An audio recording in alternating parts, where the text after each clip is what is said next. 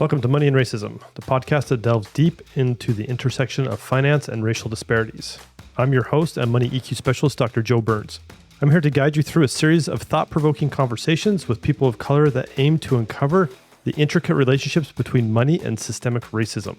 Whether you're curious about the subject, seeking insights, or ready to join the fight against systemic injustices, Money and Racism is your space to learn, discuss, and take action. So, join us every week as we engage in free-flowing conversations that challenge the status quo and encourage critical thinking. Together, we'll work towards a more equitable and just financial world. This week's episode, we have Nia Kiara Cole, who's an agricultural education consultant. Nia's interest in farming began at an early age, spending childhood summers on their grandfather's homestead in North Carolina. Originally from Atlanta, Nia became a part of the DC community in 2011 when they moved to the capital to attend Howard University, receiving a BA in film and later pursuing a master's in social work. Throughout their graduate studies and personal experiences, Nia developed a passion for connecting the Black and Brown communities disproportionately affected by food insecurity and food-related chronic illnesses with fresh, healthy, and organic foods. Nia has always had passion for engaging with communities at risk, previously serving as the program manager for Chop Art, a nonprofit providing arts and wrapped around services to unhoused children and teens in Atlanta, and volunteering for local Children's Special Olympics, food aid and recovery during the 2020 BLM protests throughout the district, and DC's Feed the People mutual aid group from 2020 to 2022. Eventually, Nia found their way to helping upkeep a few seniors' community garden plots and unearth a deep and ancestral connection with working the land. In the midst of the pandemic, after witnessing the drastic death toll and food shortages, again, most significantly impacting communities of color, Nia applied and was accepted to the Ecoversity as featured on Netflix's Down to Earth and obtaining a certification in permaculture design. And shortly thereafter, switched careers and began working full-time as a trainee, farmhand, and educator for multiple local farms in the DMV, including Common Good City Farm, 3-Part Harmony Farm, Moonstone Poultry, Juniper Gardens, and Deep Roots Farm. Nia's long-term goal is to revitalize the old homestead in North Carolina as a community-centered family farm that would serve, educate, and empower Black and Brown communities on and through land and historical reclamation. Please help me welcome Nia Kiara Cole. Nia, thank you so much for being here today. I'm super excited about this conversation. Not one I would have thought before I met you, right? Not one that I would have thought like, oh yeah, this is like on my radar. But then after meeting you and having this conversation, it brought up a lot of childhood memories about farming and land ownership and stuff like that for me. So thanks again for being here. Really can't wait to have this conversation today. Absolutely. I'm excited to be here. I'm excited to have the opportunity to have this conversation. I don't fully know what to expect, but I think that's part of the fun of it. Yeah, exactly. It's been interesting doing this podcast because there's been things I've learned about people that I've known for a long time, right? Who's been on this show so far that they're like, oh yeah, and this one thing, I'm like, wait a minute, what? You're doing that too? So it's just fun to have these conversations and talk to people. So one question I have been asking a few people as we start off is obviously, you know, there's your bio and all the fun stuff that you feel comfortable putting on paper. What else do you want people to know about you, maybe that you didn't include in that, but it's like, hey, you know, this would be cool. People knew this about what I do. I would say one thing that people don't know, especially just because it's so hyper recent, is what happened between April 7th of 2023 through November of 2023. And that was a big part of my journey, especially in regards to land stewardship and where I am now. And that was being displaced, having a lot of issues interpersonally with some of the farmers that I was working with up there that I looked at as mentors, going to North Carolina, living on a homestead, living on a trailer off grid for several months before making it to Georgia. And none of these things I saw happening. If you would have talked to me April 6th, which was my birthday, I would have never been like, yeah, this is what the rest of the year is going to look like. And now at this point, I live on and co-own a farm and a house, 10 acres in Georgia. Oh, that's cool. It's funny how life kind of throws things at us. And we're like, when you start planning, it's like, what's going to happen in a year? You're like, I don't know. Like, we can have ideas, but at the same time, it's like, I don't know, like what's going to happen. Like you said, your life looks totally different now than how it did just from your birthday last year. I would say hopefully all good, but it sounds like there's some things that weren't so good in that process. But I think where you're at, and it was really cool when you told me that you had just bought this farm, and this is like that next iteration of your journey into, like you said, land stewardship, farming, and who knows what 2024 is going to hold for you. But it sounds like it's starting off with a pretty good trajectory for where you're going and what you want to do. Yeah, absolutely. And I also find it interesting how, given the subject of the conversation today, how much a lot of money things, the issues and the iterations of how those affect Black farmers, young farmers, etc., was a big part of a lot of the hard parts of last year that ultimately led to this moment, and even the win at the end of that.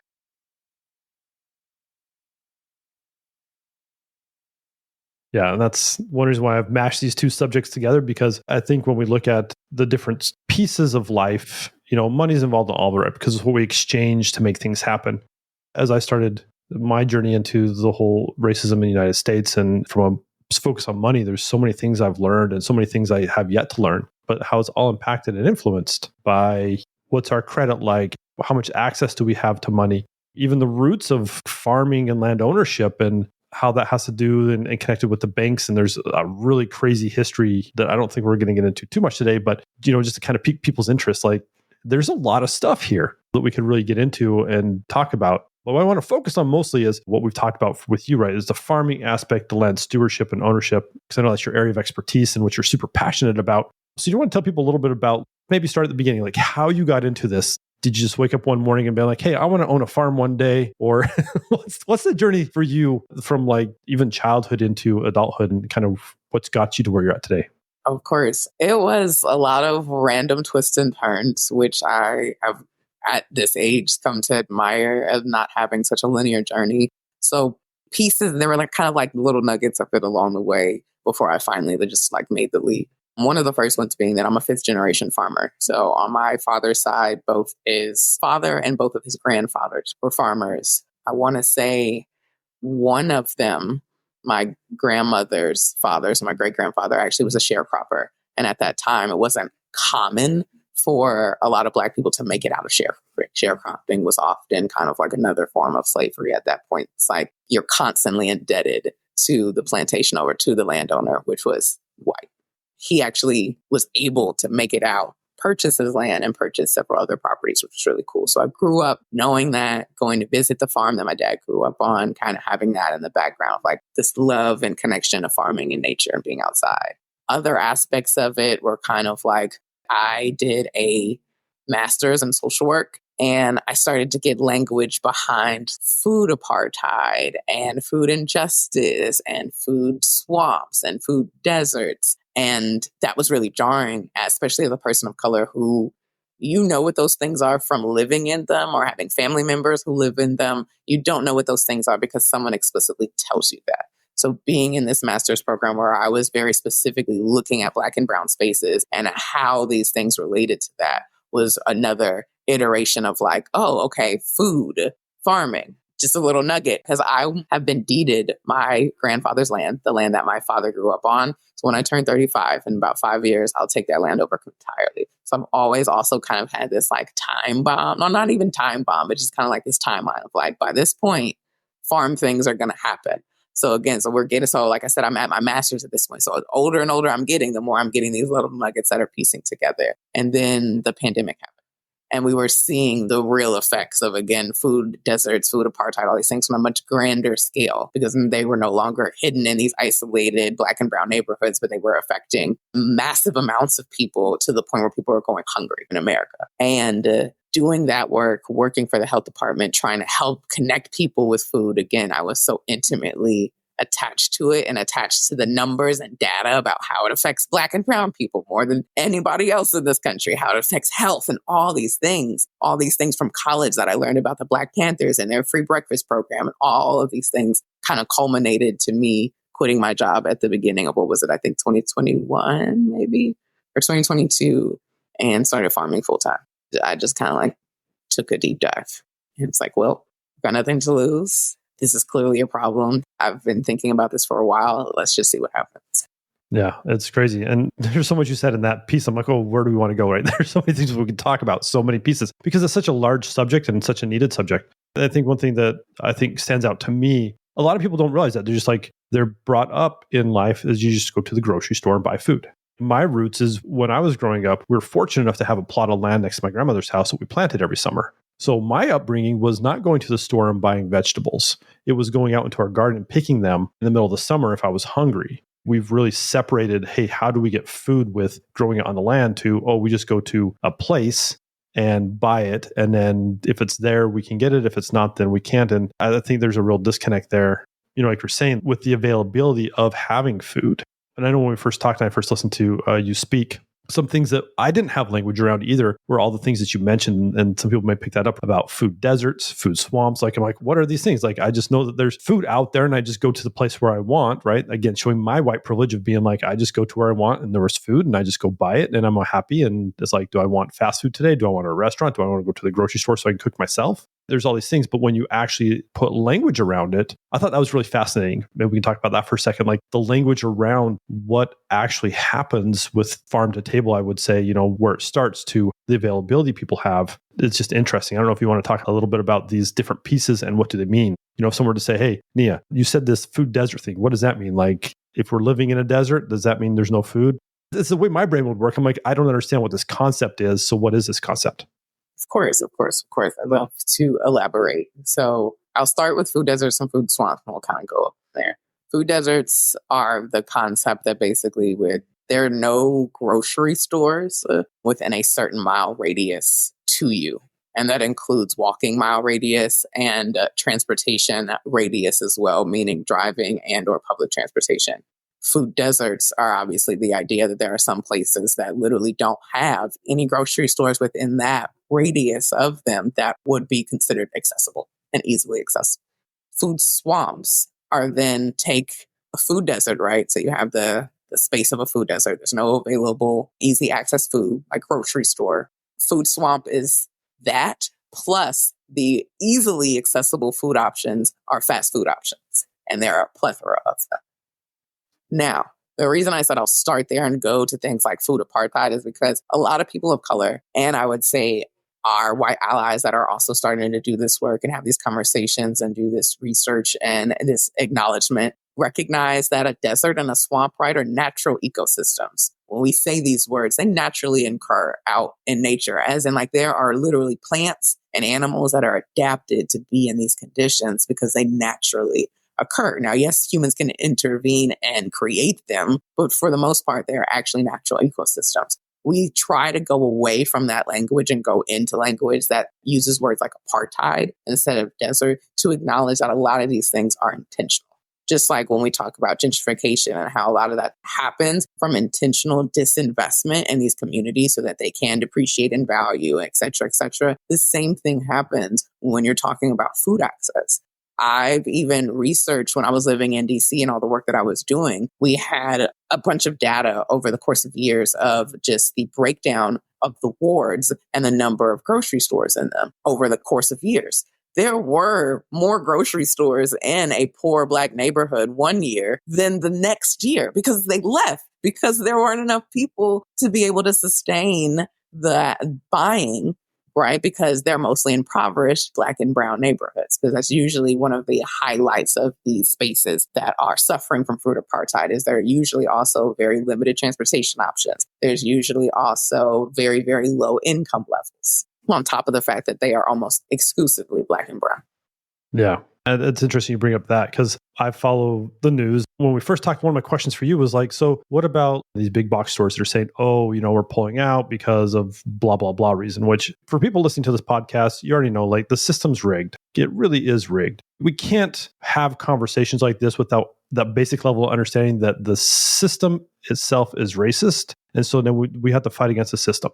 Well, what about like Walmart and Target, saying, hey, in some of these cities, they're pulling out because their stores are for whatever stupid reason they gave. And I'm going to use that intentionally. Like they gave some really dumb reasons why they wanted to close some of their stores. And it started making sense to me. Oh, they're not seeing them as profitable. They're finding some other reason so that they can pull their stores from these areas and create these food deserts, right? Where they can't get there. And then data later came out that said that the numbers they were using were actually not correct. a decimal point was in the wrong place. So they're talking about like retail theft and stuff like that. And that's one reason they were using like, oh, because our stores are being stolen from and it's not helpful for us. But then going back to you just talking about like how the data supports things, the data can be very good in a lot of ways to help us understand, hey, what are these ecosystems and what do they look like? And I think what's important too is when we don't scrutinize the data, it can be used to the detriment of the people that's trying to support and serve. So I just want to call that out because I thought that was very interesting. Kind of the evolution of like, looking at these things and now that's on my radar from talking to you to be like, oh, hey, wait a minute, I can see what these retailers are doing.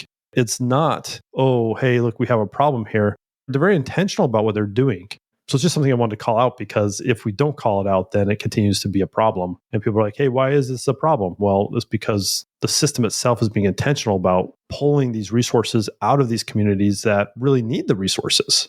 If you don't live in an area where you can get easy access to food, then what happens? Then that's another burden on your survival for what you need to actually get there, if that all makes sense. I love this conversation, as you can tell, because I'm like, oh, as me in my whiteness, right? And then to get to call that out. This summer, our car broke down. Well, I have a Walmart that's a half a mile from my house. So I'm just like, I'll just walk down there. I'm not going to walk down there in the middle of the afternoon because it's Las Vegas and it's like 115. But I'm just going to walk down there. But what happens if that Walmart was a mile or 2 miles away from my house? Oh, then I would just Uber down there, Uber Eats or something, like Instacart it to my house. But if you don't have those resources, right? If you don't have resources or even a car to begin with, let's even go there, and there's no public transportation to take you there, then how do you get fed, right? It becomes a burden upon you actually being able to sustain your life, which is problematic.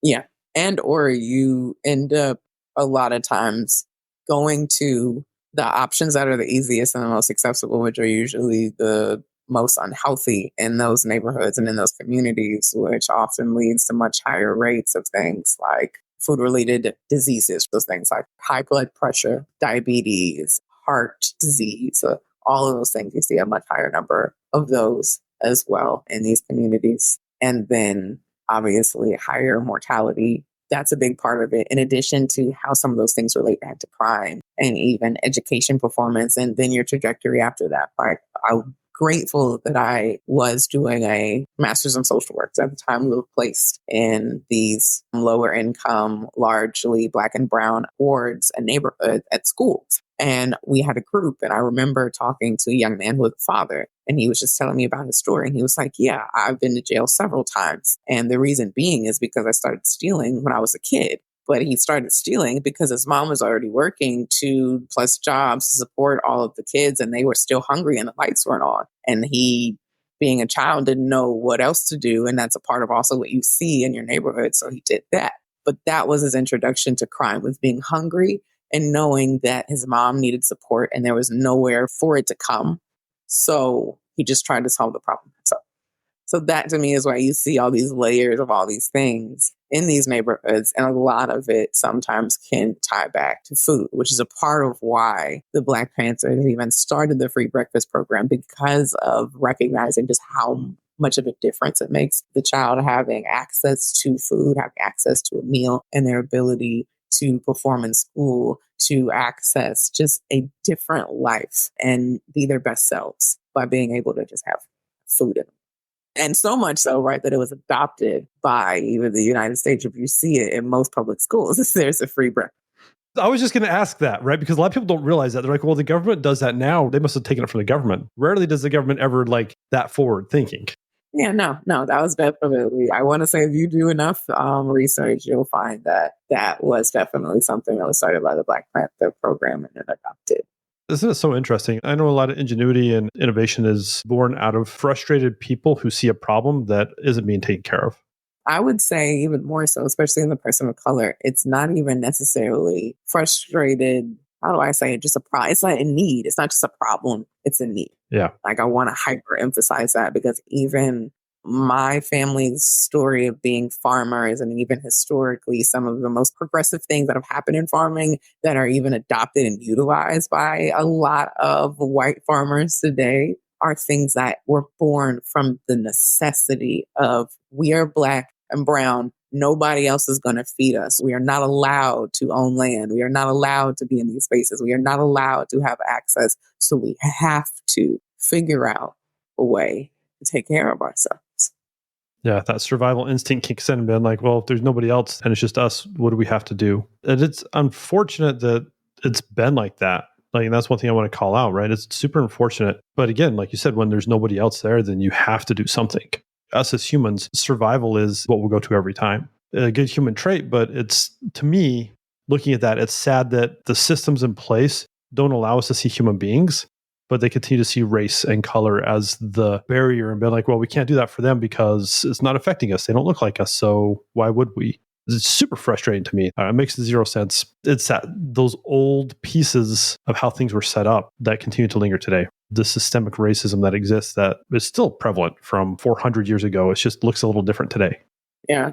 In addition to, I feel like there's a hyper emphasis a lot of times on only blaming the symptoms rather than addressing the causes, right? Like the symptom of crime rather than addressing the actual like cause, what leads people to commit crimes, right?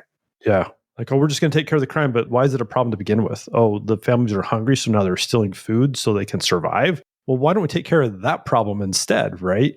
Or even like Freakonomics, one of my favorite books, they reference Roe v. Wade, oddly enough, given the time that we are currently in. But they remember that there was this projection that there was going to be such a massive increase in crime at the time back in the 90s. And there wasn't.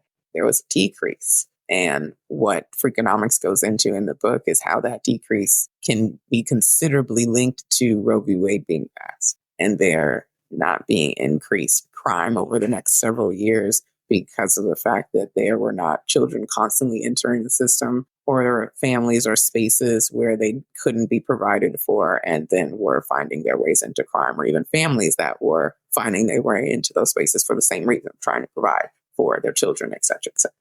Yeah, I remember seeing that segment. I like Freakonomics. I listen to his podcast every once in a while. It's fun. But it's true, right? We look at that and it's like, can we solve for what's the root cause? You know, I spent 25 years in IT in the corporate space, right? And that's what, every time there's a problem, what's the root cause? Why did this happen? And for societal problems, we don't necessarily tend to look at it that way. Like, we're like, what's that pressure point that's causing us pain right in the second?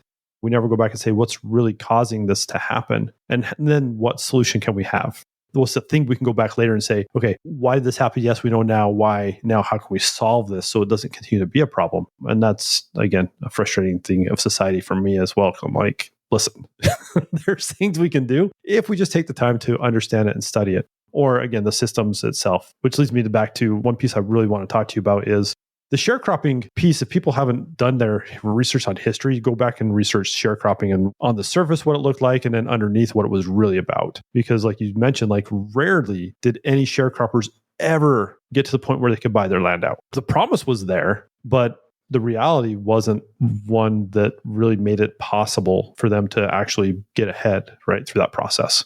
But your family did, which is very interesting to me. Yeah. I would say a lot of people would be surprised to know that families were sharecropping up until, I believe, the 60s. Even like there were some families that were still not in a position to be able to get out of it, that generationally they were still farming up the 60s. I don't always know how or why certain people were able to. I think sometimes it was interpersonal relationships with people. Sometimes, unfortunately, the remnants of slavery, that particular great-grandfather that made it out of sharecropping was a product of not a consensual relationship, we'll say, with his mother's slave owner. So I think sometimes those dynamics played a part in it as well. I even have access to some of the documents that show when some of my ancestors were given rather than sold because they were the illegitimate children of that particular slave owner. And so being able to stay in a community where you are somewhat linked to these white farm owners and landowners through either literal lineage or just from being in the community for so long because you were able to stay rather than constantly displaced, like so many other people, sometimes played a part in why some were able to make it out of those situations versus others. And that's a part of our family history. I think it's fascinating. Did you have that data? I have talked to some people who don't have that data, right? Data was lost or wasn't well tracked or any of that.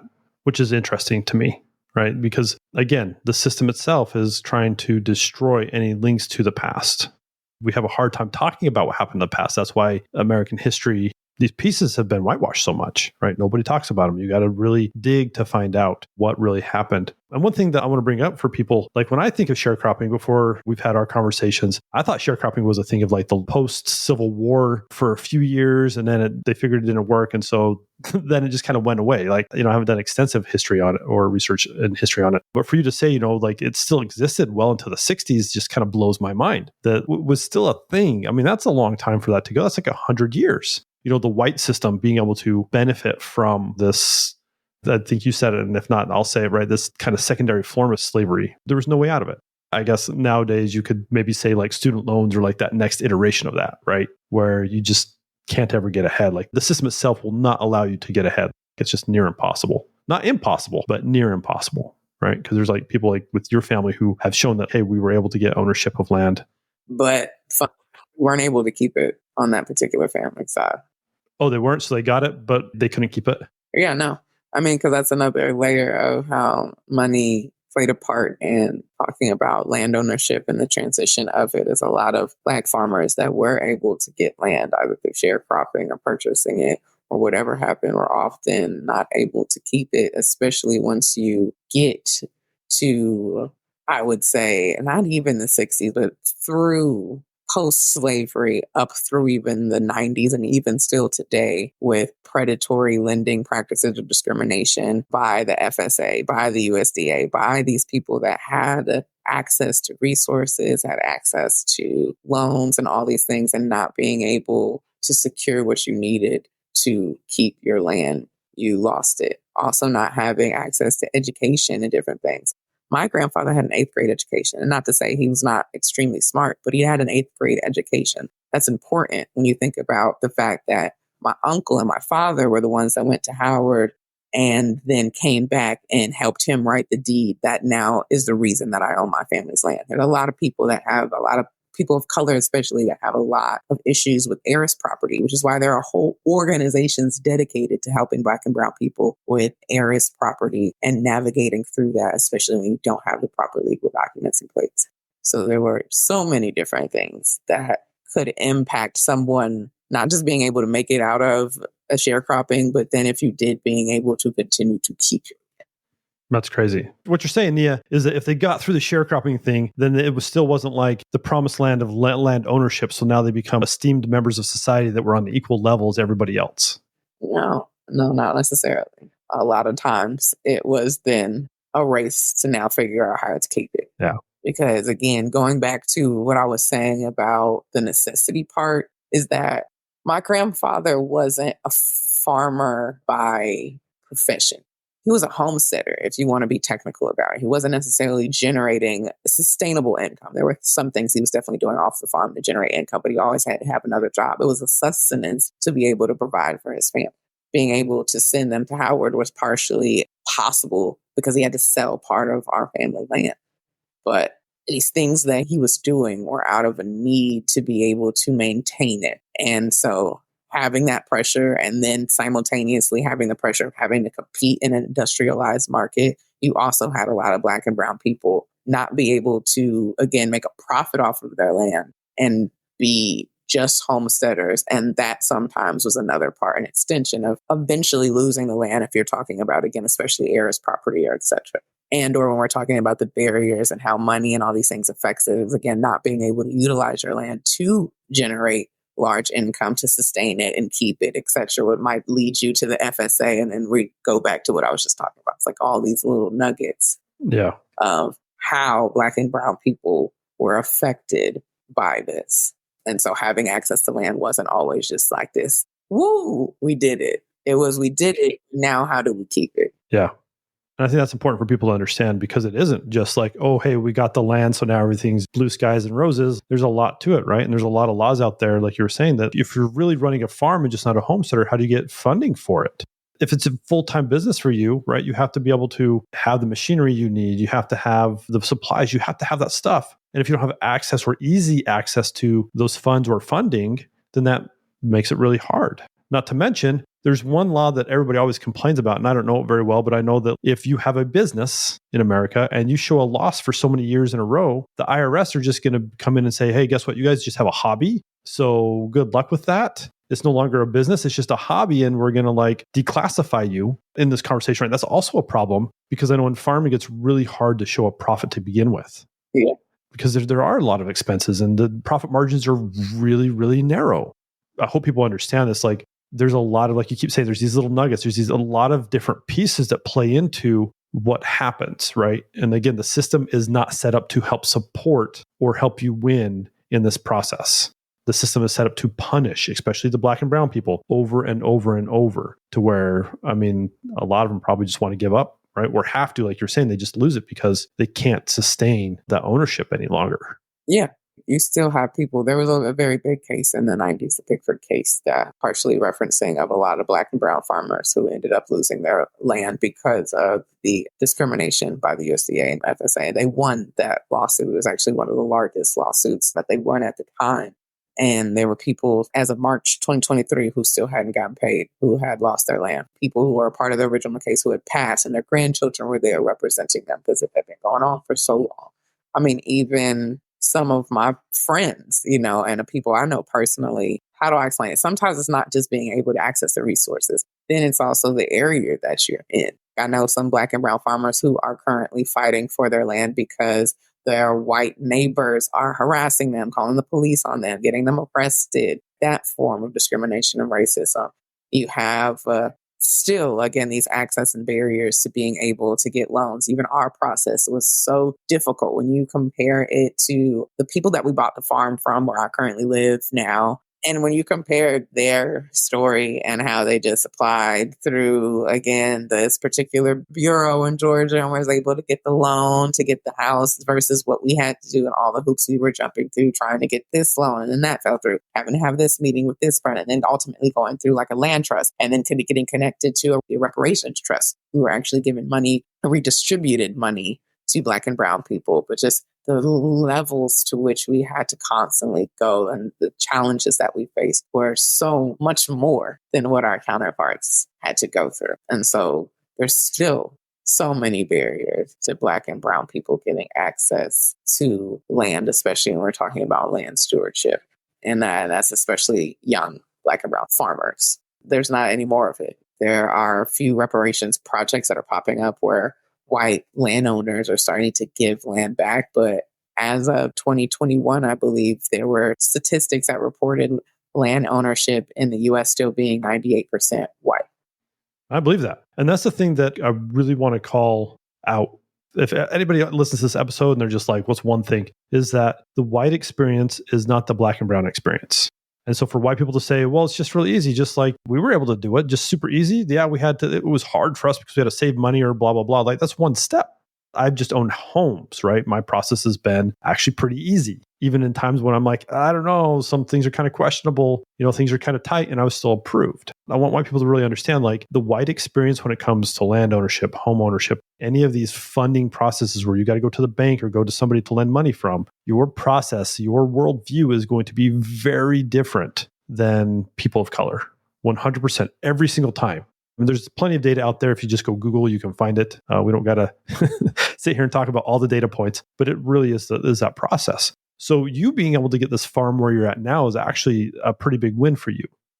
It very much so is. It was only because of philanthropic dollars and because we were connected with a trust fund, equity trust fund, that supported us with a low interest loan. And they are trying to do this kind of work of supporting Black and brown folks and folks that don't have access to these resources through providing these low interest loans so that we can start to do these kind of projects. And they support collective land ownership and collective action, et cetera, et cetera. So being able to have access to those kind of resources were amazing. But these are definitely things that have come about within the last several years, being able to know the right people to be connected to a resource like that. And the fact that we very genuinely, it's funny that you mentioned the bank. We did try to go through the bank.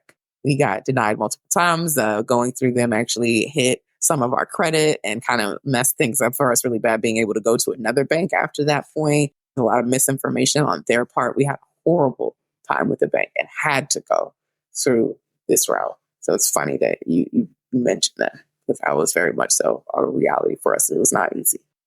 Yeah. It's funny you bring that up. Lots of little side tangents here, but this is the experience. And this is what I really want to capture, because it hasn't been easy for you. And you've still gotten what I would say is probably one of your dreams, right? To own a farm, to be able to work a farm. But it is, the process isn't like you just said, you went to a bank, you're like, that's what we should do, right? That's what we've been indoctrinated to believe. Oh, the banks are going to loan us money. We need money for large purchases.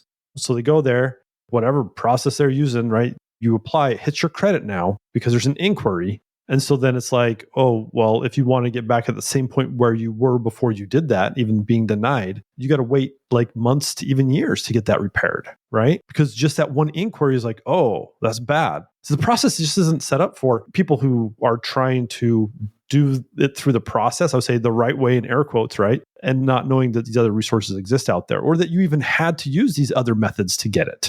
Who would have thought, like in the beginning, you're like, oh no, guys, we can't go to the bank because they're not going to loan to us. So we got to go through these other 4 organizations over here, and then we'll be able to actually get the land that we want to purchase. Where if like a white dude just walks into the bank and they're like, yeah, sure, we'll loan to you. That's great. Let's go. And so that's a part of that process I really want to capture, because I know it's been a journey for you. And then it actually happened, which is amazing. But again, want to call out the process in which you had to go through was not a conventional process as people would look at it as a conventional process, right? But it put myself out there a little bit to say that the people of color, the Black and brown communities, this is probably I would put in air quotes again, the normal process they usually have to go through for something like this, right? Not the non-conventional way, because the conventional way is meaning it's for everybody. It's the white way that people usually get through. I don't know, that's my thoughts and what I've seen, but you may have different thoughts there. I mean, I would say there are definitely Black and brown folks that go through the conventional way, but there are still barriers to them. Like, I'll give you another example that actually ties into my story, going back to the beginning when you asked me about getting here, how I mentioned being displaced. I was working at a Black woman-owned farm in the DMV that I had been working at for a while. I looked at this person as my mentor. They had taught me so much, and they had gotten this really large, great loan from the USDA to purchase their 50-acre property. But immediately they were faced with the fact that they had to pay this loan back. And so they had to get their farm production ready, and it had a lot of needs. And so there was a lot of stress on this person that I think ultimately kind of turned them into someone how do I explain this? This person was being given money from programs to be a mentor farmer. But because of the pressures on her to have to get her farm production ready, at market ready, to be able to hyper produce to pay this loan back, she really wasn't able to focus on providing mentorship and training to Black and brown farmers. And that's what a lot of us need. A lot of us did not, again, grow up with having easy access to our farming lineage or past, or didn't even know this was an option to be able to pursue sometimes when you're talking about pursuing careers and training. So a lot of us are interested and want to do this work, but we need mentorship, we need training, we need all these things. She could not really provide that, which ultimately then led to her losing a lot of workers, all these things, and even putting me off because of all the stress she was under. So do you see how that also then ties into some of these things again? Is that even when you do go through the conventional route, you still have a lot of barriers and a lot of pressure up against you. And it's kind of like the walls are constantly closing in. And unless you have a crap ton of support, because that's a big part of how Black and brown people have been able to survive and continue to, is our networks, being able to be connected to people with resources. Sometimes those are white organizations that are redistributing funds. Sometimes those are white allies just passing us off to somebody else, saying a good word, et cetera, et cetera. And a lot of times it's our own networks holding each other and constantly creating this very large net to be able to create a foundation. But again, that foundation is supporting a lot of folks. So sometimes it's also overwhelmed and can't extend to every single Black and brown person who needs it. And so then you kind of get these cracks in the foundation. I think that's important to call, because your communities are holding a lot of weight that isn't your responsibility. But again, back to survival piece, it's been what's been created out of necessity, like we were saying earlier, right? Yeah. Like I said, like we have no other choice. Nobody else is going to do it. So we have to. Yeah. I want to call out white people in this. This is why we have to get involved, because we have resources, we have connections. And if we can help ease the burden, then everybody can grow together, right? It can be less about race and more about humanity, which is what I'm all about. But I know everybody's not about that. So We got to work on this one at a time. And that's the other thing I want to call it too is there's no simple fix for any of these problems, right? Because there's complex social problems. There's some simple ways we can start to do it, which is white people can be less stupid and and start like actually looking at this stuff and being like, hey, this is a problem. How can we be involved? I think that's a simple enough solution for people to start. It's not going to solve the problem overnight. No. But we can start to be involved in the process to be like, what resources do I have that can ease the burden of these particular people? Whatever passion you have. I mean, we're talking about farming and land ownership right now. There's whatever passion you have to get involved because there's a lot of need and a lot of involvement that can happen that's just not happening today, which is unfortunate. And I think there are lots of tiers of ways that people can support. Because sometimes it looks like giving a donation to the organization that I mentioned that made me being able to be here possible. Equity Trust Fund. There are definitely other organizations like them, things like Pot Liquor and all of these spaces, Just Flow Fund, that are doing this work. So supporting it through donations, right? Sometimes it's the physical support of, I worked on a farm that was owned by a Black woman in DC. We had a lot of white volunteers there because what she would do, she had like a work share program. So instead of like paying for a CSA share, you could come and volunteer your physical labor there. And even on some of the other Black and brown farms I've worked on, we've had folks come and volunteer of all different races, but especially when we're talking about white folks, is to me, it's figuring out if you can either give the monetary and financial resources. Sometimes the other very physical resource, like sometimes it's making a donation to a Black farm that needs a tractor. You're like, okay, we'll buy it. Or I have a friend who has one, and connecting you to that resource and using your network in that way. But sometimes it's also showing up and doing that physical labor. Sometimes that means a lot because also when we're talking about farming, this is hard. I definitely need bodies out in the field. Some carrots not going to pull themselves. I'm glad you brought that up because a lot of times we think, oh, well, who do I donate to? I can donate money, but you can have a bunch of money and that's not going to solve, like you're just saying, that's not going to pick the carrots. Like the money's not going to walk out there and pick the carrots. Yeah, you can hire people, but again, there are other ways to donate, other resources, I should say, you can donate, right? Besides just money, there's time, there's energy, there's, like you say, your connections. There's very specific things that like, hey, your money could go to getting a tractor. Maybe you know somebody who has a tractor that they want to get rid of it or something, right? These connections are super important in the world as a whole. And when we can start thinking outside the box like that and really look at what the necessities and the needs are from the people who need the help, I would say the first step of that is getting to know them, to understand them, to come and say, hey, Nia, I'd like you, I've talked to you a few times. What do you need? What help can I do without being like, oh, here's just some money, go figure it out yourself. I would imagine, like back to the example of this lady you were talking about, that can be kind of overwhelming when you have to be the one to figure out, oh, here are all the needs for everything I have. And now what do I do with all that? Just some random thoughts of conversations I've had with my wife about other stuff, but I think kind of applies here, right? That kind of emotional side of like having to hold all that can be very overwhelming at times as well, right?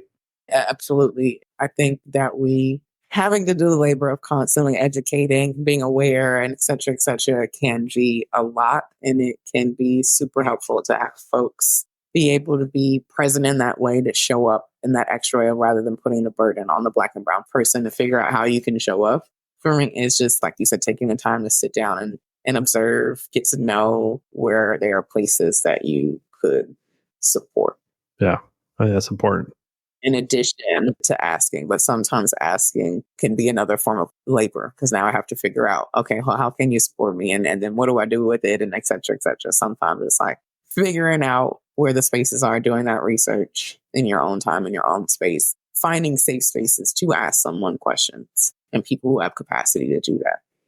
And then figuring out how you can show up sometimes makes a huge difference. Yeah, because you're just like, I don't know, I just need to not feel so stressed. So can't you just figure something out, right? Exactly. It's like, there's so much going on. Because like you said, yeah, so going back to just giving donations is great. And the idea of hiring someone is awesome. But when we're thinking about it, right, like farm workers already don't make a lot of money. So giving donations is cool, but is that really enough to sustain somebody's salary? Like all these things, like sometimes it's just easier for you to like, you got 5 hours on a Wednesday, maybe 2 of those can be donated to a farm. Yeah, just show up and come, like, just do what I tell you to do. And that'll be good, right? Right. Because also a lot of times we're not unreasonable. Now we're not going to expect you like, yes, go lift that 100-pound bag of feed. When I know that you probably have barely even picked up a garden spade in the last 2 months. Like, no, we're not unreasonable. But I do think sometimes people overvalue donations and monetary support for Black and brown folks rather than physical labor. Yeah. And a need and a necessity for that kind of support that we need in our spaces. Kind of back to what I said, is that because then you have to get to know the people, right? You just can't like just randomly donate and be like, well, I feel better about myself now. It requires more effort on white people's parts to be like, hey, I'm going to go show up. I'm going to get to know, in this case, these farmers. I'm going to go help them. I'm going to be involved in the process, right? It creates that connection. And it requires, I would say, from a resource perspective of people, it requires more. They're not willing to invest that much into making it happen. So I'm going to encourage everybody to maybe this next year, don't donate money, but go donate your time. Right? Find Black or brown owned farm and go like donate your time. Show up and be like, hey, how can I help you? I have 2 hours on a Saturday once a month. I can come help you or something. Like, think outside the box, because I think that will be more impactful than just say, hey, here's a couple $100 and do with it what you need. Absolutely. You said hyper emphasis on taking the time to get to know folks so you can figure out some of those intimate ways that you can show up that can sometimes be hard for us to have to sit down and articulate and figure out when there's so many other things that we're trying to juggle. Yeah, 100%. I'm with you on that. Got my brain thinking about like, hey, how can I help out in different ways? Which is good for me, right? I always like to push myself to be like, how can I not do it the conventional or easy way, right? How can I actually be involved in what's going on? And Nia, this conversation has been so good. I don't know if it's what you want to talk about, but it's been good to kind of give people, I think, an idea of, what some of the plights are, what some of the issues might be around farming. Before we close up, though, I want to ask you one more question. I think that kind of empowering question, but like, help people see what the future is. What do you see? So what would happen from your perspective if there were more younger people that are getting land and can start farming? And what would that do for our food supply, for the food chain, for society in general? I have a lot to say. I'll try and keep it together. I think one of the things that our elders did for us, and I mean elders as in folks that have been farming longer than us, and that can even include folks that are early 40s even, to some young farmers. A lot of us are in that 30-20 range when we're talking about young farmers that are just entering into this work and wanting to do it, or are very new to it within that 5 to 10 year range. They paved the way for being able to be in these spaces. But I think the difference between young farmers and our older generational farmers, including folks in their 40s and up through even older than that, was the hyper focus on needing it to be production. Because at the end of the day, I'm just trying to pay bills. I think a lot of young farmers now are recognizing that that form of farming sometimes doesn't allow accessibility to the folks that need it. Yeah. If that makes sense, right? That there's still sometimes this disconnect from, okay, you have the Black farmer who's growing the food, but it's still not getting to the Black neighborhoods that are suffering from food apartheid. Yeah. So it's not solving the problem, right? The reason why you're trying to do what you're doing. Yeah, I see that. Exactly. And I think that's a part of how we're trying to approach it is in that way. We are also trying to approach it in a way that is very intentional about reconnecting Black and brown people to land and healing trauma. I could never really explain to a white person the kind of generational trauma you feel from having something that you loved and were amazing at. Because I think a lot of white people might not know or just acknowledge that Black and brown people were targeted because we were amazing at agriculture. They saw what we did in Africa and they took us and they forced us to do it here. And so having your relationship with the land that nourishes you and is such a big part of your culture and identity be bastardized in that way, for lack of a better term, leaves so many scars that are felt, like I said, to children now that are born and see having their hands in the dirt being slave work. Yeah. So a lot of us are also doing that as well. How do we heal our people on the land so that we can get them back here? Because it was such a big part of who we were. But there was also a necessity between us interacting with the land, and the land needs it. Like I think I referenced that one of the talks that you were at is this Birth Story and Brave Seeds, where they did research and basically found that no matter how Indigenous groups interacted with sweetgrass, Sweetgrass always did better when native people interacted with it and harvested it for ancestral practices, whatever they were doing with it, versus just leaving it entirely alone in an unbothered, uncontrolled ecosystem. The land needs Black and brown people to interact with it. We need it as well. That is a big part of what young people in these spaces are trying to do, is heal and get food to the people that need it and provide safe spaces for us all to learn and reclaim a big part of our culture, our ancestry, our heritage, and our future. I love that. We could talk all day about just that piece. People who follow me or know, like my coaching business, I talk about money and trauma, right? But the trauma piece, and I think that's so important to call out there, that there is a connection with the land, and having it stripped or pulled away from you, right, creates a lot of trauma, and that trauma lasts. It's an interesting topic to talk about because now scientifically they're proving, right, that it goes so many generations from when trauma happened, it just gets passed on. So to kind of look at your worldview and like, hey, if we can get more Black and brown farmers touching the land, look at the healing that will do from a societal perspective, like how much healing can happen and the impact that that will have. The first time you talked about this, and even now, right, in my being, I just feel this like really juicy, yummy future if it can happen. Right, which is really cool. But we got to make it accessible. We have to make it so that it's possible. And currently the systems don't make it very possible, right? They make it more impossible and all that pressure to do. Because I like that's part of it too, as we close out here. That's not going to be helpful is like, we give it to you, right? And we can make it accessible, but we're going to put so much pressure on you that you can't partake in that farming ritual, right? You can't participate in that ritualistic or ancestral part of that, because when you go to bed every night, you have to think of, hey, am I going to make enough money to keep this land that I worked so hard to get? Exactly. Right. Thanks. And that becomes a big problem.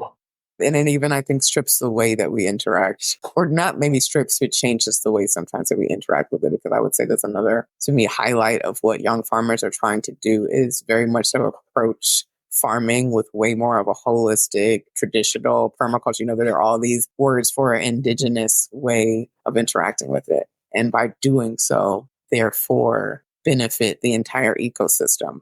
But a lot of that sometimes requires a lot of resources up front that are not hyper-productive in terms of income immediately. Yeah. And so we need that support to be able to transition those spaces into these beautiful ecosystems that ultimately end up generating way more income. Yeah, it gets kind of weird there, right? Nia, this has been an amazing conversation. And this is like the tip of the iceberg for the knowledge and like just lived experience that you have. I mean, again, for people not listening, or if you didn't pay attention, Nia's not very old. Like she's done a lot. You're super knowledgeable, and just your passion for this. When I first heard you speak, right, in the other group where you came and spoke to us, just your passion for this. And that's why I'm like, I got to have her on the show, because your passion for this is just, it's so cool. Who would have thought farming? It's that kind of second thought we usually give to like, oh, we don't even think about where the food comes from, right? But it's just such an integral part of our society, right? Is how do we really, I mean, if you look at it from a business perspective, how do we source food? And where does that food get sourced from? And where does it go? And how do we then get access to that? Which is, you know, something, again, we don't think about very often. I could nerd out on it all day, because to me, there's so many layers to which not knowing where your food comes from is a big part of not being able to have a certain level of control over your body, your health, etc. No matter what race or ethnicity you are, being disconnected from our food in that way, I think, is one of the biggest detriments to us as a society, because I think it's also convinced us that to eat in certain ways, eat certain crops and certain things that ultimately aren't necessarily even beneficial to us or the environment, but more beneficial to a company. Right? Yeah, I agree. You know, on that note that you bring that up, right? The resurgence of, I think, when people trying to understand more about themselves, I think there's some of the, you know, these genetic tests you can do now that they'll talk to you about historically, you know, what foods you do better with or what not. I forget which one does that, but one of mine does like, hey, these foods are probably better for you than these foods because of, you know, our genetics and where we come from. I've had some health problems come up. They started about 10 years ago, but where we're on this food thing, right? And I started having issues with my hands and my skin. And I'm like, what's up with this, right? And go to doctors and try to figure it out. And through happenstance, because I wanted to start eating different, I found out what the problem was. Well, the problem is I have a gluten intolerance. And so it shows up as an autoimmune disease now and attacks my hand. And my skin will peel and I get like really bad eczema and all that fun stuff. But again, like you were just talking, so that's why I want to kind of bring it back. It's important to know where our food comes from and what we eat and how we eat it. There's a real connection there. And I think that connection, call it a spiritual connection if you want with the land, whatever your modality of belief is. But there's a lot there that I think that in this capitalistic kind of industrialized world that we live in now, we lose all that. And then I would say, and then you tie on to me, Black and brown lens to that is everything you said, plus the intentional distancing us from our culture and our heritage. Yeah. Because there are things that we were discouraged from eating, from growing, etc., that are native to this land, that grow as weeds, that have medicinal properties and all this. But we go to a pharmacy, we go to the grocery store to get spinach instead of eating this thing that's basically the equivalent of it that grows in your backyard that ancestrally we used to know, but there wasn't a lot of ways to make profit off of it. So we forgot that, and we were distanced from that. Yeah. And again, I'm going to live and die by this statement I'm going to say next, but I'm going to go for it. I really believe that people who do not like tomatoes have never had one off the vine out of a garden. Just say it. That's super controversial because people will fight me all the time on that. But to have that, right? And that was, again, like I said, we had a small plot of land and small, I mean, it was a 1/4 acre lot. Again, showed my privilege that we planted the entire thing every summer and took care of it. And we had fresh produce. Me and my adult self really yearns for that again. The other side of my adult self doesn't is the work required to make that happen, right? So it's the convenience in life and busyness of life to get really fresh produce and that. But I think going back, I want to call this out one more time, is just, I remember as a kid, right, we would go and help my parents plant. Like we were always involved in the process. And I know when we were really young, we'd always have to be hosed off outside the house before we could go inside because we'd have mud from head to toe. And I can still feel it, like it's tactile on my hands, like thinking about this. I can still feel about like playing in the mud, right? And that rich topsoil and just how there's something about that. I'll have to look into that for myself. There's something about that, right? And that connection with the land and where it was. And it was, an area of property that my family's owned for a long time. But that connection, so I can definitely see, when you start talking about that connection to the earth, the connection to land and heritage and ancestry, connecting with the food, right? And the sustainability of life that, helps us maintain life, right? Without food, there's nothing, right? We won't exist. Right. Some pontification, I guess, by Joe, as I'm thinking about this, but that's why this conversation has been so interesting to me, because I think there was some small tie of my childhood to what you're really advocating for. And not in large scale at all. Like we had a 1/4 acre lot of land we planted vegetables on, looking at the food we had, looking at the accessibility, and not understanding in my own self that it was a super big privilege for us to even have that land to be able to do that. Right? That was just my worldview growing up. And then as I got older, I'm like, oh, that's not everybody's worldview. Like not everybody knows how to plant gardens. I wouldn't say the veggies might be able to survive, but I would probably remember enough to okay, we kind of got to do things like this. And I can Google the rest at least to make a small garden now. You know what I mean? Right. It's easier than it looks. Starting it, keeping one, I would say, is where the work is required. But starting it can be easier than it's like. Yeah. So for anybody out there, I've talked about a lot of different things, but just get involved. I think that's the biggest thing. Nia, for you, what do you want to leave people with here at the very end? Like you were saying, just get involved. Take the time to continue to do these deep dives, continue to research and find this information and find the Black and brown farmers that need these things, that need these resources, that need these times. And like I said, do research before you ask questions, but also don't be afraid when in safe spaces and in good company to ask questions and to figure out ways that you can show up, whatever you have capacity for. But we need it. And it ultimately is healing for everybody. I like that. And one last call to action I would say is support your local farmer. Find out where they're at. They're everywhere, right? There's farmers everywhere doing something. Go support. Donate some time. Go get to know what it's like to farm. Like you've mentioned many times, it's not easy work, I think, but it's fulfilling work, and it connects you to the land in a way that I don't think any other way can, to be able to nurture it in a way that something actually grows. It's interesting that way. Anyways, Nia, thank you so much for this conversation. I don't know if it felt random as we went through things, but I've really enjoyed this conversation. I know there's a lot more that we could talk about because this subject's not just like an hour's podcast episode worthy. Like there's so much here, so much we can talk about, and how farming is affected by both money and racism. And, it's our job as those who are more aware to do something about it and to have a different conversation.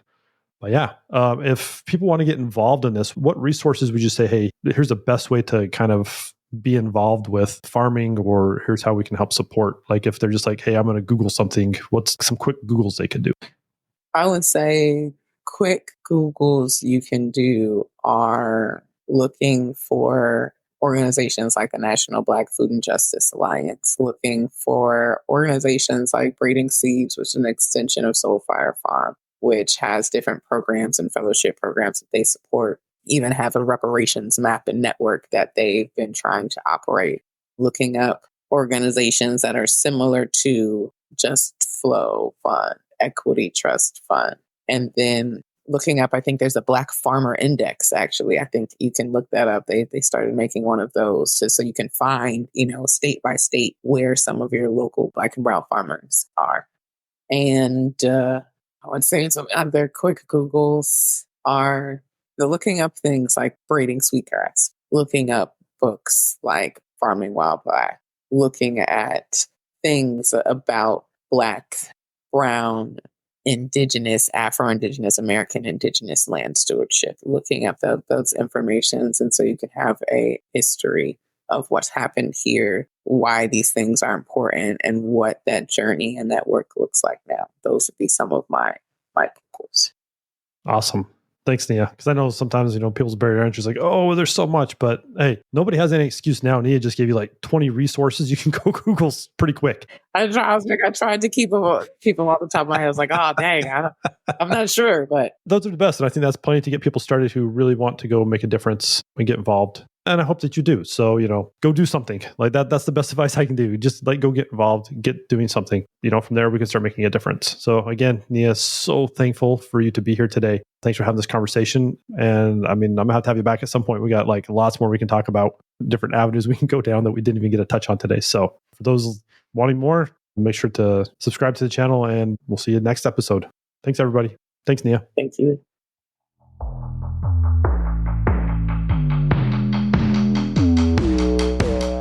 Thank you for joining us on Money and Racism. We hope we left you with something to think about. If you like the conversation, make sure to subscribe on your favorite podcast platform. And don't forget, please leave a review. To find out more about the psychology and emotion of money, visit www.josephmburns.com. And if you or someone you know would be a great guest for the podcast, email me at podcast@josephmburns.com. Together, we'll work towards a more equitable and just financial world.